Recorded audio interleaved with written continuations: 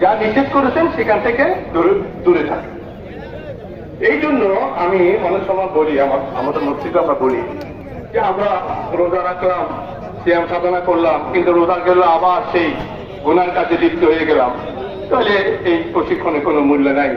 এই জন্য প্রিয় নবী মুহাম্মদুর রাসূলুল্লাহ সাল্লাল্লাহু আলাইহি ওয়াসাল্লাম স্পষ্ট বলেছেন মান লাম ইয়াদা কাওলাল যুর ওয়াল আমাল বিহি ফালাইসা লাহু হাজাতুন লিল্লাহি আন ইয়াদা তাআমাহু ওয়া শারাবাহু আও কামা ক্বালা আলাইহিস সালাম।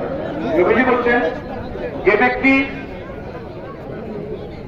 মিথ্যার উপরে আমল করলো বা মিথ্যার উপরে আমল ছাড়তে পারলো না, অন্যায় কাজ ছাড়তে পারলো না, এই ব্যক্তি কোন কাজে আসবে না আল্লাহর জন্য বা আল্লাহর কাছে।